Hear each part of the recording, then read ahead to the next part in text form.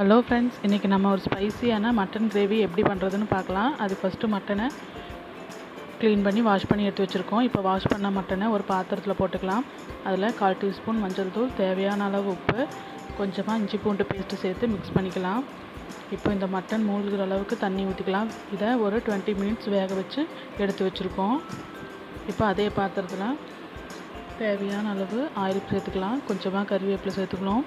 Cut பண்ணி வச்சுருக்கிற 4 பச்சை மிளகாய் சேர்த்து மிக்ஸ் பண்ணிக்கலாம். இப்போ 100 கிராம் சின்ன வெங்காயத்தையும் கட் பண்ணி போட்டுக்கலாம்.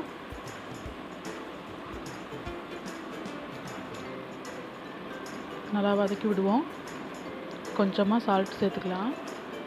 சேர்த்துட்டு நல்லா மிக்ஸ் பண்ணிக்கலாம்.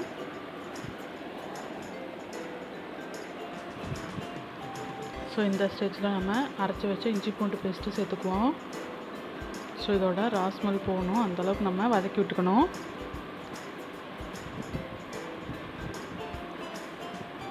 பாருங்கள், இந்த ஸ்டேஜில் நம்ம கட் பண்ணி வச்சுருக்க 5 மீடியம் சைஸ் தக்காளியை சேர்த்துக்கலாம். இது ஓரளவு வதங்கினா போதும்.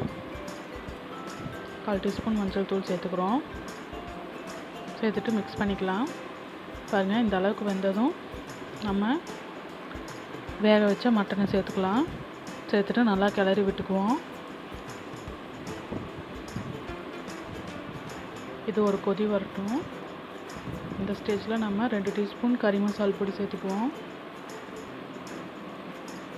கொஞ்சமாக கரம் மசாலா சேர்த்துக்கலாம். சேர்த்துட்டு ஒரு 10 மினிட்ஸ் நல்லா கொதிக்க விடுவோம். ஃபைனலாக நம்ம மிளகுத்தூள் சேர்த்துக்கலாம். சேர்த்துட்டு மிக்ஸ் பண்ணிக்கலாம். பாருங்கள், சூப்பரான மட்டன் கிரேவி ரெடி ஆகிடுச்சு. ஃபைனலாக கொரியாண்டர் லீவ்ஸ் போட்டுக்கலாம். தேங்க்யூ.